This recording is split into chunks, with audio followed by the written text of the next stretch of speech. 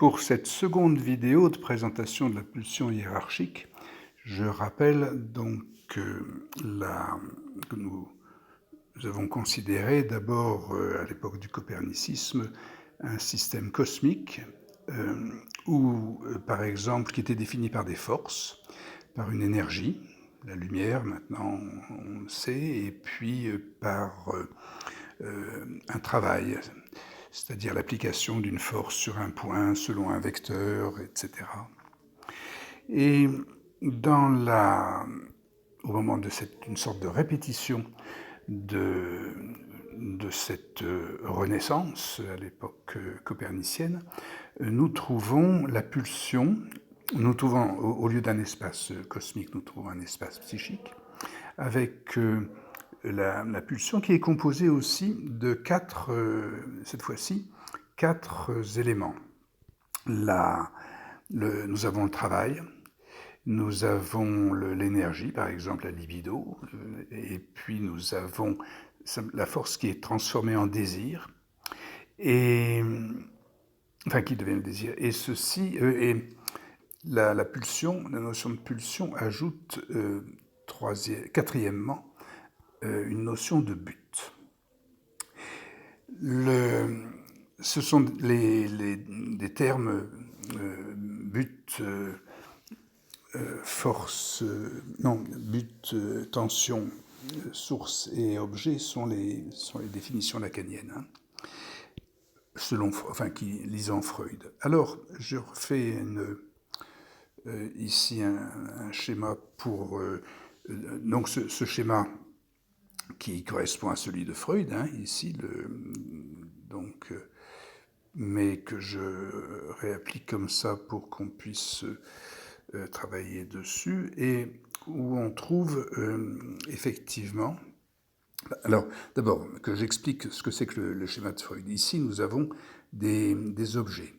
C'est les objets qui intéressent le moi de chaque individu dans une foule. Ça, c'est un schéma de foule, il peut y en avoir donc des dizaines.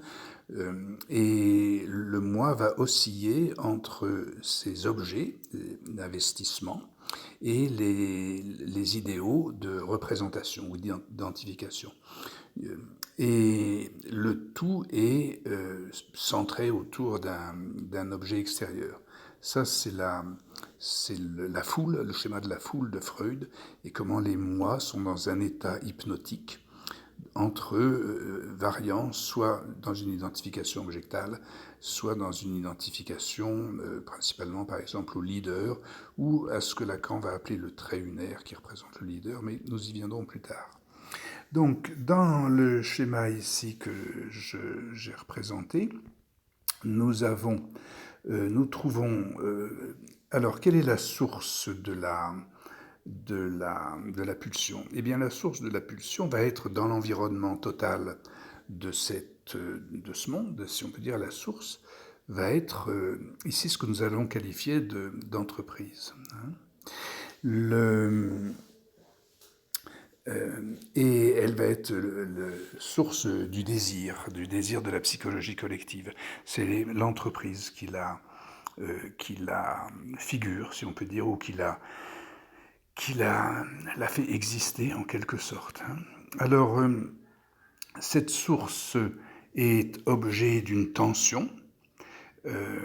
C'est le deuxième terme, on va l'appeler ici tension, qui correspond à l'énergie des premières définitions qu'on a données. Qu'est-ce que c'est que cette tension? Eh bien, ce sont ces relations tendues, c'est le cas de le dire, du moi, oscillant vers des investissements, soit des investissements abstraits, soit des investissements objectifs ou d'objets, et éventuellement, on le verra, opérant même jusqu'à la tension du transfert avec des investissements diagonaux, si on peut dire.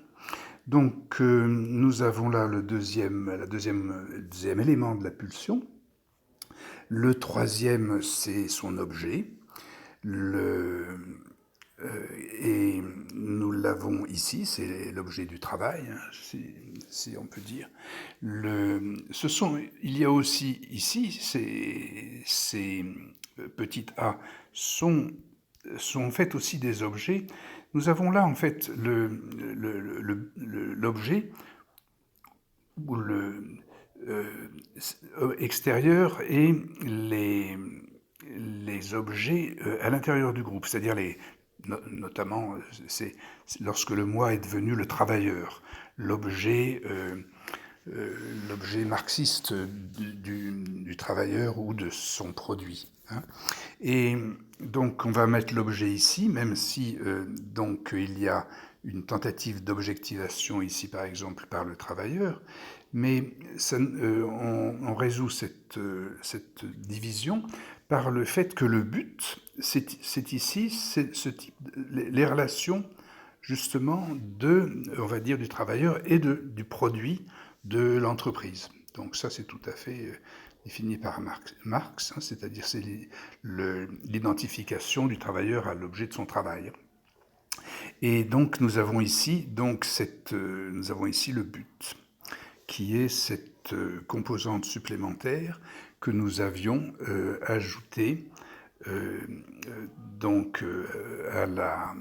l'état de la Renaissance, parce que lorsque nous avons que 3 termes, le matérialisme de la Renaissance, n'est-ce pas, n'a pas de but.